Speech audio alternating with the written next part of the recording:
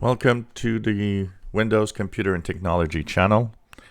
And of course, one of the questions I get a lot, because you guys know that I'm testing it, is how buggy Windows 11 is. So, of course, like every feature update, like every new version of Windows, there's a certain number of people that are complaining of issues that they have with Windows 11. From my testing perspective and having tested Windows 11 on 4 different machines, my take on it is here that it's extremely stable and has pretty much no problems. It has little, I would call it bugs of maybe because it's not totally finished and ready. Like I say in some of my videos, it will be ready really next year actually, but they're not big bugs. They're just small little things like the drag and drop and so on. Actually, a lot of people are saying, well, I've got no problem. You all have the same bugs. We all have the same bugs.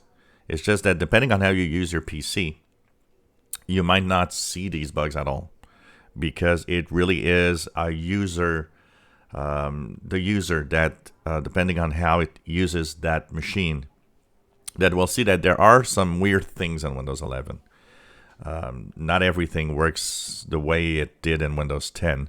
Some of them, like once again, the drag and drop, a lot of people are complaining about that on certain software, are saying, well, that's a feature I like, and it doesn't work on many things that I do. So when people say, so some people come back to me and says, well, it works for me. Yeah, it depends what you do. If we would all do the same task, we would all have the same problem at certain things. But it doesn't prevent you from using Windows 11. And like I said, for a majority of people that just do the basic things of Windows and go on the web and email and stuff like that, most of you don't really see any problems at all. It's really when you start going through it in a more detailed way, and when you start really using it with all of its little features, that you kind of understand and see that it is definitely a little something here and there that is kind of weird. But in terms of stability, this is very stable, and it should be, for a very simple reason. The core of Windows 10 is in here.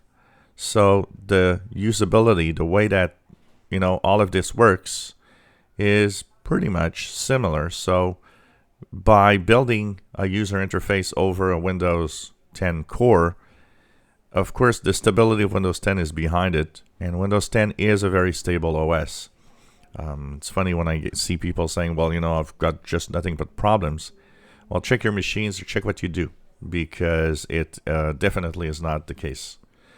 And Windows 11 kind of, I haven't had any blue screens. I haven't had any freezes. I game on my gaming laptop that I'm using here. It works great. I've had no issues at all. I have no things that are, going wrong. Settings, it's really the user interface and the settings and the things that are different mostly, but nothing really going bad. Nothing's wrong. Nothing is I don't see any problems. And for the most part, the majority of people that I've seen in the insider rings have absolutely no issues with Windows 11. So for the stability, I think it's going out as a pretty stable Windows. The problem really is, and I think we have to check that out, if some people have problems, could the people that are unsupported but have moved on be some of them having problems more than others? I don't know.